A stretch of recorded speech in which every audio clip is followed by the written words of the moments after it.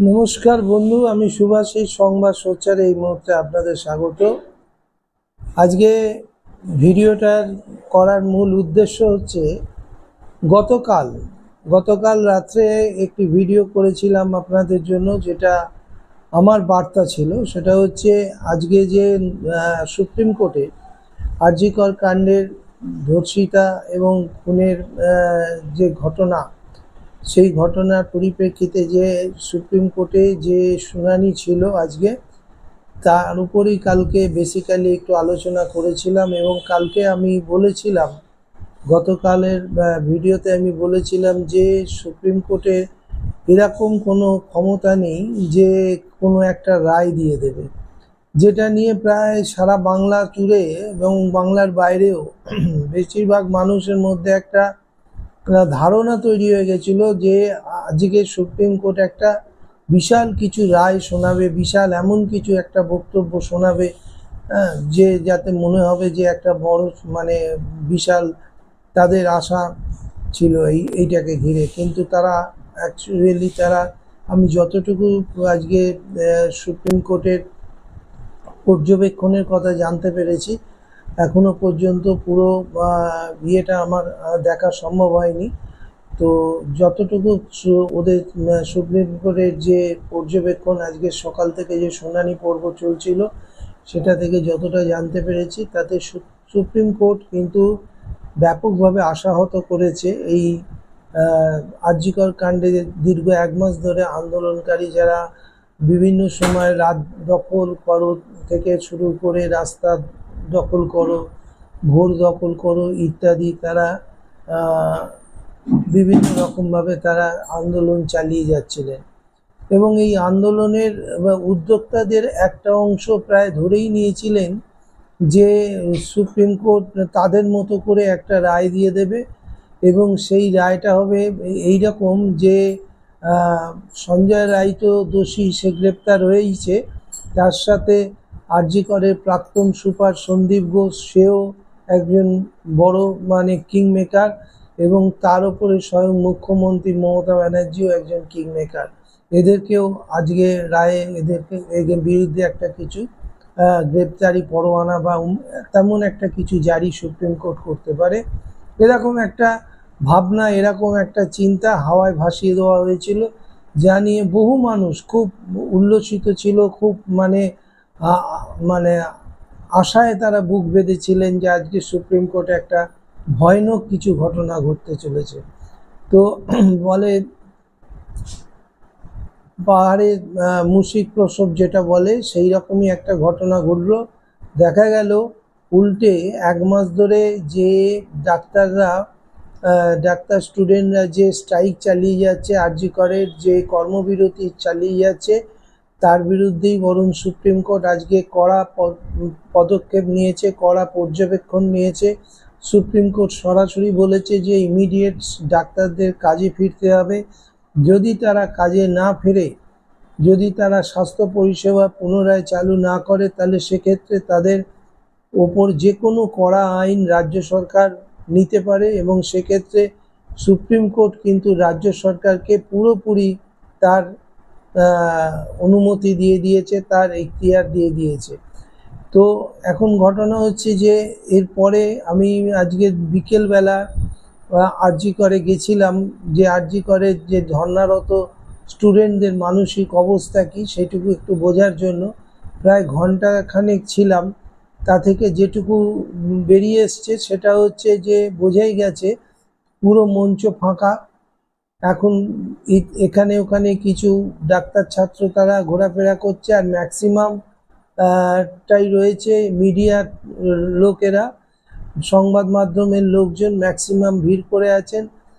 আর যেটা সুপ্রিম কোর্টের অর্ডারে যেটা হয়েছে সেটা হচ্ছে সিআইএসএফ বাহিনী, প্রচুর সংখ্যক সিআইএসএফ হসপিটালের ভিতরে রয়েছে। হসপিটালের ভিতর কিন্তু কোনো পুলিশ ঢুকছে না, কোনো পুলিশ নেই, সমস্ত হসপিটালটাই সিআইএফের আন্ডারে চলে গেছে। সুতরাং এখন যে ডাক্তাররা নিরাপত্তার কথা বলে একটা আন্দোলন করছিলেন এতদিন ধরে, সেই আন্দোলনটা যে সম্পূর্ণ অনৈতিক এবং বেআইনি, সেটা কিন্তু আজকে খোলসা করে দিয়েছে মহামান্য সর্বোচ্চ ন্যায়ালয়। এখন ঘটনা হচ্ছে সেই আশায় মরে চাষা, যে দেখা গেল যে আশা তারা করেছিল, এই আন্দোলনকারীরা যারা রাত দখল ভোর দখল এইসব করে নানান উৎপাত তৈরি করে মানুষের দিনের পর দিন মানুষের সংকট বাড়াচ্ছিলেন, মানুষের সামনে পুজো, সেই সময় মানুষ প্রান্তিক মানুষ গরিব মানুষ তারা একটু দোকানপাট দিয়ে দু পয়সা রোজগার করবে, সেই সব জায়গাগুলোকে তারা পর্যন্ত নষ্ট করে দেওয়ার চেষ্টা করছে এবং গোটা পুজোটাকে একদম ভণ্ডুল করে দেওয়ার কিন্তু একটা মানসিকতা নিয়েই তারা কাজ করছিল, যেটা কিন্তু আজকে সুপ্রিম কোর্টের মহামান্য সুপ্রিম কোর্টের রায় অনেকটাই ধাক্কা খেয়েছে বলা যায়।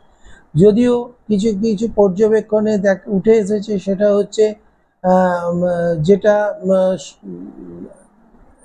আন্দোলনকারী বলুন এবং অভিযোগকারী যারা তারা অভিযোগ করেছেন যে কলকাতা পুলিশ তা সময় মতো সমস্ত তথ্য ঠিকমতো সিবিআইকে দেয়নি। সিবিআইয়ের তরফ থেকেও এই অভিযোগ করা হয়েছে, কিন্তু এগুলো তো অভিযোগ, এগুলো কতটা সত্য কতটা মিথ্যে সেসব তো আগামী দিনে বিচার পর্ব যখন শুরু হবে তখন সেখানে বিচার্য বিষয় হবে। এমন নয় যে সুপ্রিম কোর্ট এইরকম একটা কোনো রায় দিয়েছে যেখানে কলকাতা পুলিশকে পদত্যাগ করতে হবে বা রাজ্যের মুখ্যমন্ত্রীকে পদত্যাগ করতে হবে, এরকম কোনো রায় বা এরকম কোনো ভার্ডিক্ট দিয়েছে। তো আজকে যেটা বলার সেটা হচ্ছে মহামান্য সুপ্রিম কোর্ট তার বিচার অনুযায়ী যেভাবে পর্যবেক্ষণ করা ঠিক সঠিক পর্যবেক্ষণ করেছে। আমরা যে এটা গতকাল বলেছি যে এই মামলা চলবে লোয়ার কোর্টে, নিম্ন আদালতে, যেখানে সিবিআইকে চার্জশিট দিতে হবে, চার্জশিট ফ্রেম করতে হবে এবং তারপর চার্জ গঠন হবে, চার্জ গঠন হলে শুনানি শুরু হবে এবং সেই শুনানি যদি বছরখানেক লাগে তাহলেও বুঝতে হবে যে কিন্তু এই দোষীদের কিন্তু সময়টুকু দিতেই হবে, কারণ এই ঘটনা এতটাই হাই প্রোফাইল, এই ঘটনা এখানে প্রচুর সাক্ষীর ব্যাপার আছে, তাদের এই সব সাক্ষ্য গ্রহণ অত্যন্ত জরুরি, তাদের বাদ দিয়ে কিন্তু এই মামলার নিষ্পত্তি করা সম্ভব হবে না। তো সেই কারণেই যারা আইন না বুঝে খুব চেঁচাচ্ছিলেন, রাস্তা অবরোধ করছিলেন, চোখের জল ফেলছিলেন এবং সবচেয়ে বড় কথা আজকে একটি নির্মম বাস্তব যেটা সুপ্রিম কোর্টে এই সরকার পক্ষের আইনজীবী কপিল সিব্বল তুলে ধরেছেন, সেটা হচ্ছে এই এক মাসে আরজি করের ডাক্তারদের কর্মবিরতির কারণে 23 জন মানুষ তারা অকালে প্রাণ হারিয়েছেন। এটা কিন্তু জঘন্য একটা ঘটনা, এটা কিন্তু ওই ধর্ষণ খুনের থেকে কিছু কম অংশের নির্মম ঘটনা নয়। এটার জন্য কিন্তু দায়ী আরজি করের এই অবস্থানরত এবং এই আন্দোলনরত এই সমস্ত জুনিয়র ডাক্তাররা, যারা আগামী দিনে মানুষকে নাকি পরিষেবা দেবেন, মানুষকে সেবা দেবেন। একটা জঘন্য অপরাধ সংগঠিত হয়েছে, একটা জঘন্য অপরাধ ঘটে গেছে, সেটা নিয়ে শুরু থেকেই আমাদের রাজ্যের মুখ্যমন্ত্রী তিনি সক্রিয় ছিলেন, তিনি বারবার তার নিন্দে করেছেন এবং নিজে রাস্তায় নেমে পর্যন্ত মিছিল করেছেন দোষীদের শাস্তি চেয়ে, দোষীদের ফাঁসি চেয়ে। সারা ভারতবর্ষ সারা পৃথিবীতে দেখাতে পারবেন না কেউ যে একজন অ্যাডমিনিস্ট্রেটর, প্রধান অ্যাডমিনিস্ট্রেটর হয়ে সে রাস্তায় মিছিল করছেন, তার নৈতিকতা এতটাই, তার মানবিকতা এতটাই যে তিনি ওই ভিকটিম পরিবারটির যে পাশে আছেন সেই বার্তাই তিনি বারবার দিতে চেয়েছেন। কিন্তু দুঃখের বিষয় আমাদের দেশের রাজনীতিটা সবসময় নোংরামি পথে হয়, যেখানে এই মেয়েটির মৃত্যুকে কেন্দ্র করে, এই মেয়েটির লাশকে নিয়ে রাজনীতি করার জন্য বিরোধীরা ব্যাপকভাবে সচেষ্ট হয়েছিল এবং তাদের এই সচেষ্ট হওয়ার কারণেই তাদের এই ভুল পরামর্শ বলুন, তাদের ভুল উস্কানির জন্য আজকে ডাক্তারদের এই এক মাসব্যাপী যে তারা কাজে যোগ দিল না, কর্মবিরতি পালন করলো এবং তার জন্য 23 জন মানুষ মারা গেলেন। আজকে যারা একটি মেয়ের মৃত্যুতে চোখের জলে ভাসিয়ে দিচ্ছেন, তারা কখনো 23টি মানুষের মৃত্যুর জন্য একবারের জন্য দুঃখ প্রকাশ করেননি।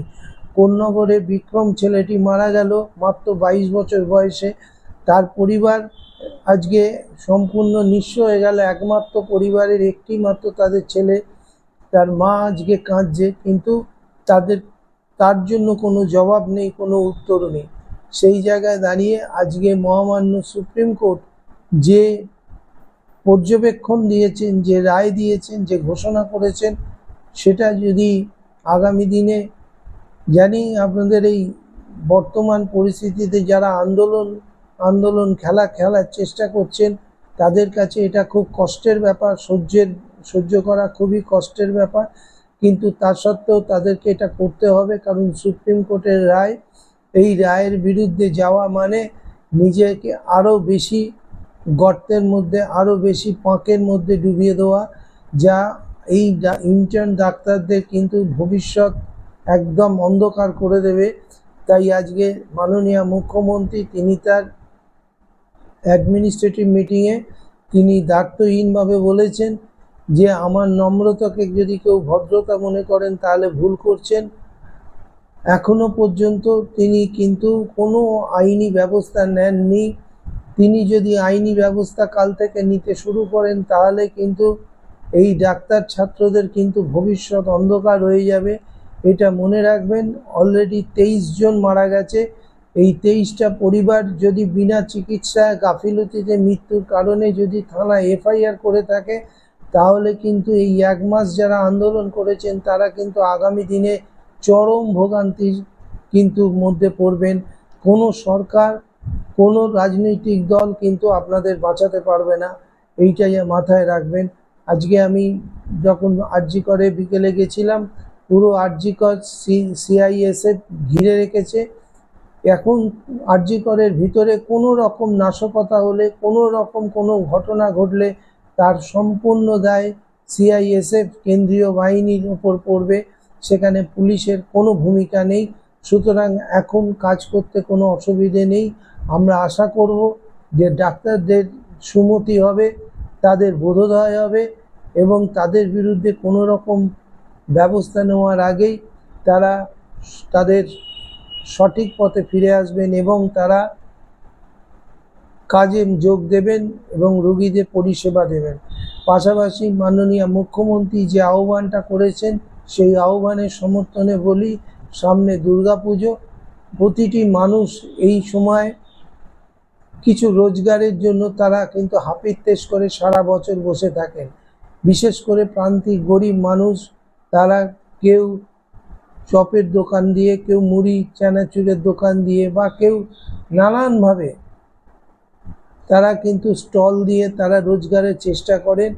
সুতরাং এই উৎসব মুখর দিনগুলো কিন্তু শুধু মানুষের আনন্দ করার জন্য নয়, মানুষের একটা সাময়িক একটা রোজগারেরও বিষয় বটে। সেই কারণে আর আন্দোলন নয়, আর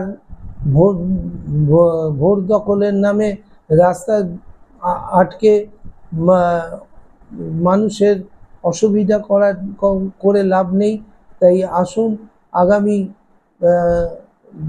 দুর্গাপুজো উৎসবটা যাতে সমস্ত মানুষ সমানভাবে উপভোগ করতে পারে। হ্যাঁ, আমাদের মধ্যে সেই ক্ষত একটা থাকবেই, একটি জলজ্যান্ত মেয়েকে, জলজ্যান্ত একটি মানে আমাদের কন্যা সম বলুন, কারোর দিদি সম বলুন, কারোর বোন সম বলুন, আজকে সে অকালে চলে গেছে। সেই যন্ত্রণা, সেই ক্ষোভ, সেই ক্ষত নিয়েই পুজোটা কাটাতে হবে এবং সেই পুজোতে কিন্তু সাধারণ বহু মানুষের উপকার হয়, সেটা আমাদের মাথায় রাখতে হবে। নমস্কার, সবাই ভালো থাকবেন।